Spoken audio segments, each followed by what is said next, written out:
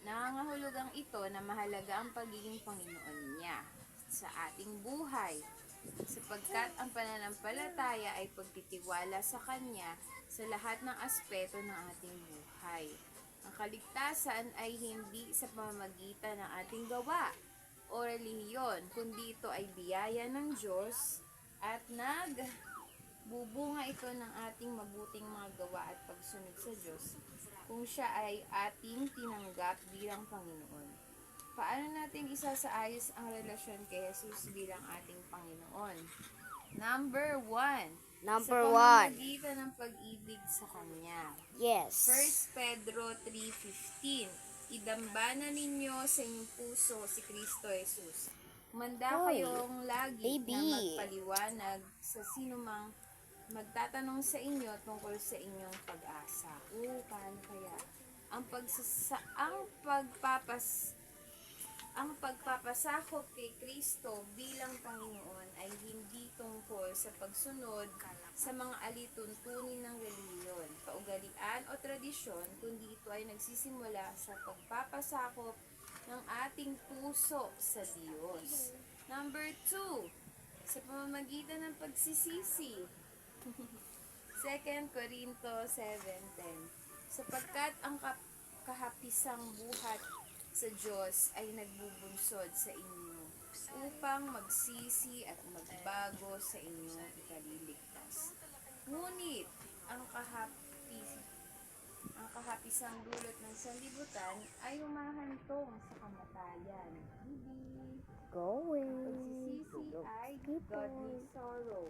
Ito ang pagkalungkot na nararanasan natin dahil sa ating mga kasalanan at nagbubunga ito ng pagbabago sa pamamagitan ng paghingi ng kapatawaran.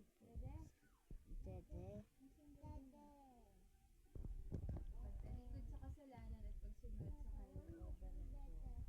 Ang kahapisang dulot ng sanlibutan o worldly sorrow ay hindi nagbubunga ng pagbabago. Sa halip, ito ay nag-uudyok ng paninisi sa iba, kawalan ng pananagutan, pagkagalit, at hindi pagtanggap sa kapatawaran na binigay ng Diyos sa atin. Kaya't nagpapatuloy sa mali at nagbubunga ito ng kamatayan o pagkahiwalay sa Diyos. Number 3, sa pamamagitan ng pasasalamat sa Diyos bilang ating Panginoon. Awit 86:12. O Panginoong Diyos, sa buong buhay, pupurihin kita magpakailanman at ihahayag ko ang kadakilaan. Sa pamamagitan, number 4, ng paglakad kasama niya.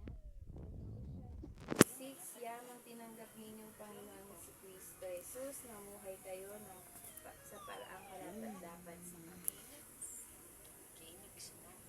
Okay, so, Panginoon, mag-pray muna tayo. Okay.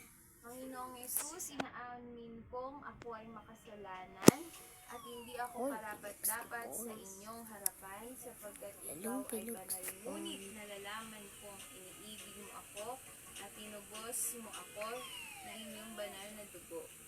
Nananampalataya ako na ikaw ay namatay at nabuhay namang muli upang ako ay magkaroon ng kaligtasan. Salamat sa iyong biyaya mula sa araw na ito. Ako ay nagsisisi at tumatalikod sa lahat ng kasalanang umaalipin sa akin. Nagtatalaga ako ng aking buhay upang maglingkod at sumunod sa iyo bilang aking Panginoon. Purihin ka, Panginoon. Amen. Okay. Tingnan ang vlog natin.